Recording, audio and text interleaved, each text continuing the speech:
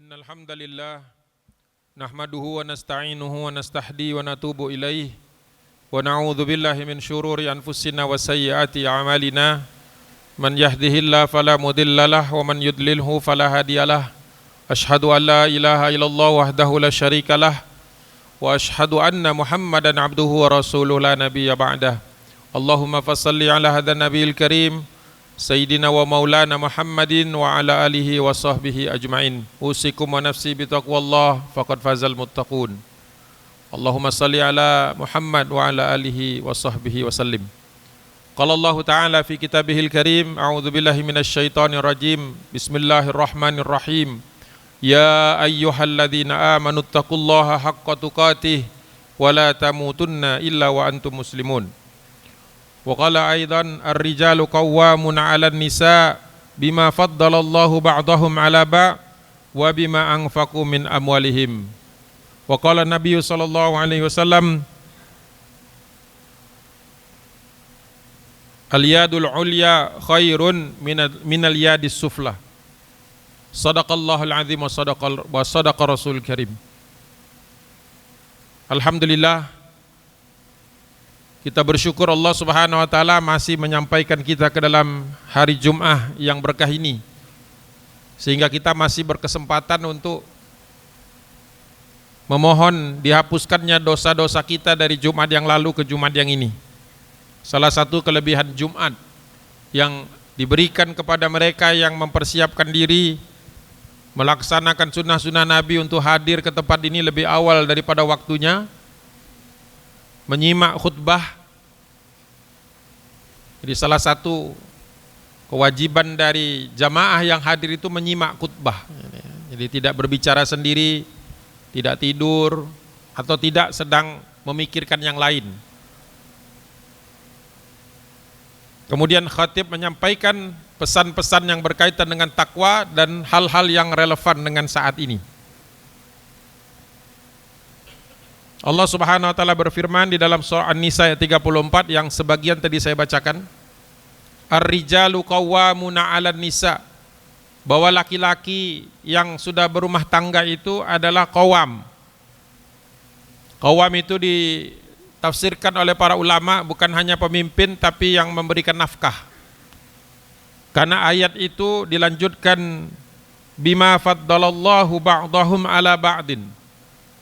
Karena laki-laki itu Allah beri satu kelebihan di atas wanita, yaitu wa bima anfaqu min amwalihim.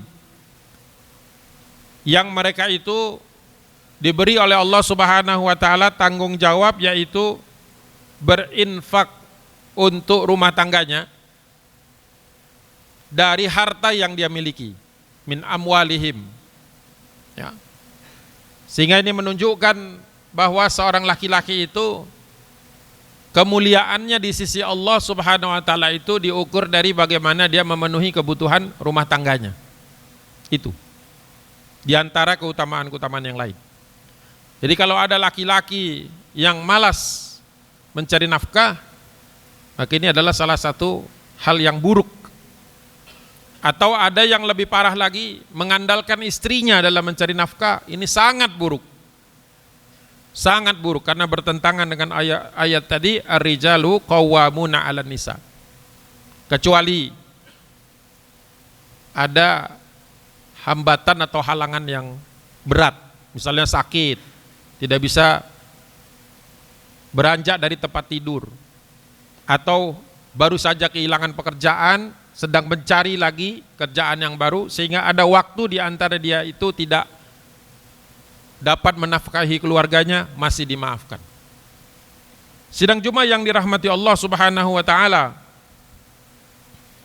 terkait dengan nafkah ini Allah lanjutkan, ketika seorang laki-laki sudah menunaikan tanggung jawabnya memenuhi kebutuhan rumah tangga, maka Allah berfirman, perhatikan ayat yang sama ini menjelaskan tentang bagaimana perempuan atau istri yang ada di rumah itu akibat dari nafkah dari suaminya yang halal tentunya.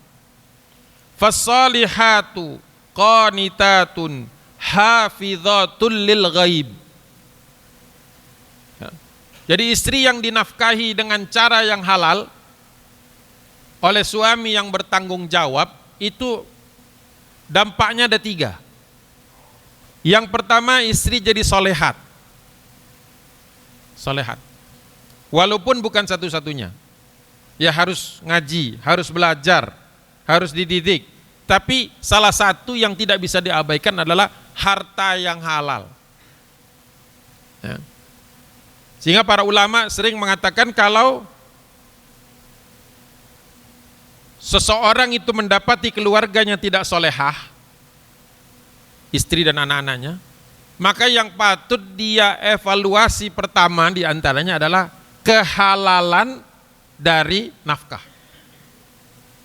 Makanya jangan kaget kalau harta haram itu efeknya negatif. Ya. Itu buat kita-kita yang bawa bapak. Yang kedua, setelah fasalihatu qanitatun, istri dan anak yang mendapatkan nafkah yang cukup dan halal tadi itu akan qanitat, tunduk kepada Allah dan patuh kepada suaminya. Patuh kepada suaminya. Tentu dengan syarat suaminya ini patut dipatuhi.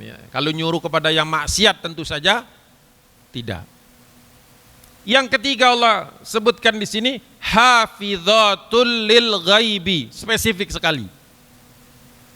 Menjaga, maknanya itu kalau Imam Al-Qurtubi mengatakan menjaga harta.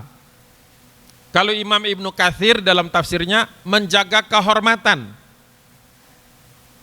Dan banyak lagi yang berkaitan dengan suaminya. Lil ghaibi, lil ghaib. Kalau kita sering mengatakan gaib itu enggak ada ketika suaminya lagi tidak ada. Jadi selingkuh, hal-hal yang buruk yang dilakukan ketika seorang suami tidak ada di tempatnya itu ada pengaruhnya dari nafkah yang diberikan.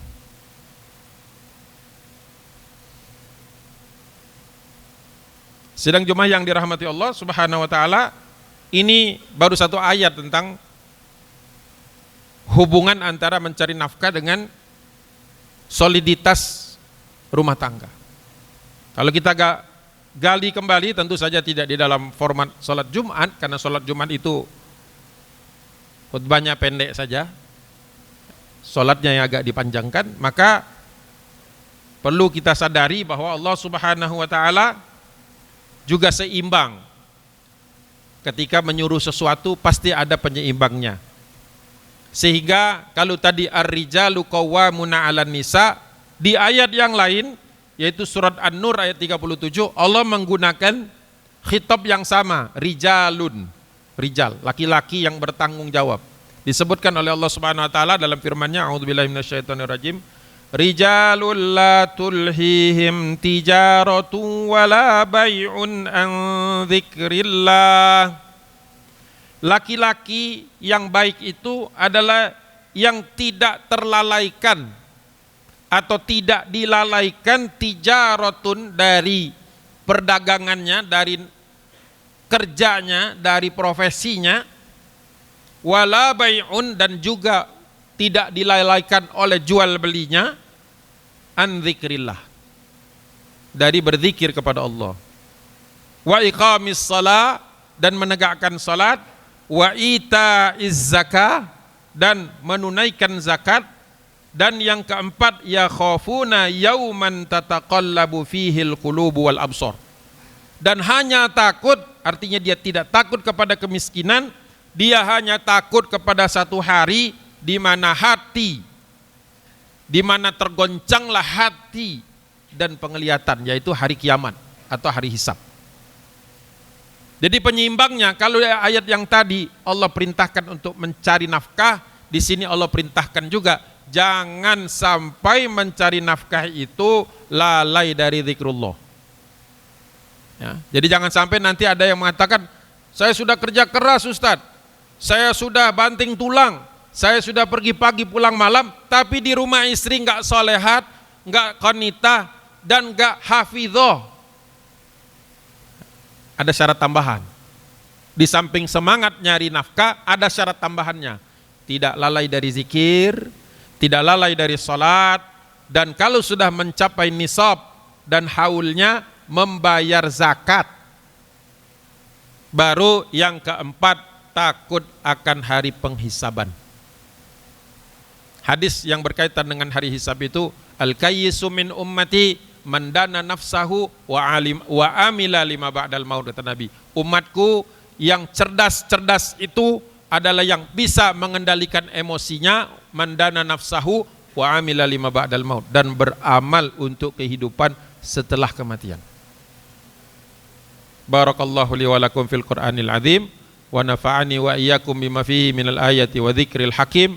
Aqulu qawli hadza astaghfirullahal azim li wa lakum wa lisairil muslimina wal muslimat min kulli dhanbin fastaghfiruhu innahu huwal ghafurur rahim. Allahumma salli wa sallim wa barik ala sayyidina Muhammadin wa ala ali sayyidina Muhammad. Alhamdulillah wassalatu wassalamu ala Rasulillah wa ala alihi wa sahbihi wa mawalah. Asyhadu an la ilaha illallah wahdahu la syarikalah wa asyhadu anna Muhammadan abduhu wa rasuluh la nabiyya ba'dah. Allahumma fassalli ala hadzal nabiyil karim Sayyidina Muhammad ibn Abdillah wa ala alihi wa sahbihi wa mawalah. Sidang Jumat yang dirahmati Allah, marilah kita berdoa kepada Allah di waktu yang mubarakah ini, yang mustajabah ini, agar kita semua yang hadir di tempat ini dicukupkan oleh Allah Subhanahu wa taala dengan penghasilan yang halal sehingga kita tidak melirik yang haram. Mudah-mudahan dengan harta yang halal itu keluarga kita, khususnya istri kita, menjadi istri yang salihat, qanitat, hafizat lil ghaibi, menjadi wanita yang salehah, wanita yang patuh, dan wanita yang menjaga kehormatan suami dan keluarganya ketika dia tidak ada di tempat. Bismillahirrahmanirrahim. Alhamdulillahirabbil alamin. Hamdan naimin, hamdan syakirin, hamdan thayyiban mubarakan katsiran, hamdan yuwafi ni'amahu wa yukafi mazidah. Ya Rabbana lakal hamdu kama yanbaghi li jalalikal karim adimi sultanik. Wassalatu wassalamu ala asrafil anbiya wal mursalin wa ala alihi wa ashabihi ajma'in. Allahumma ighfir lil muslimina wal muslimat wal mu'minina wal mu'minat al ahya'i minhum wal amwat innaka sami'un qaribun mujibu da'wati ya qadi wa yal hajat. Allahumma ighfir lana wa li walidina warhamhum kama rabbawna shighara. Rabbana la tuzigh qulubana ba'da idh hadaitana wa hab lana min ladunka rahmah innaka antal wahhab. Rabbana zalamna anfusana wa illam taghfir lana wa tarhamna lanakunanna minal khasirin. Da'wahum fiha subhanakallahumma wa tahiyyatuhum fiha salam wa akhiru da'wana alhamdulillahi rabbil alamin. Ibadallah, innallaha ya'muru bil adli wal ihsan wa ita'i dzil qurba wa yanha 'anil fahsya'i wal munkari wal baghi ya'idzukum la'allakum tadhakkarun washkuruhu 'ala ni'amihi yazidkum wa la dzikrullahi akbar. Aqimis shalah. Allahu akbar, Allahu akbar. Asyhadu an la ilaha illallah.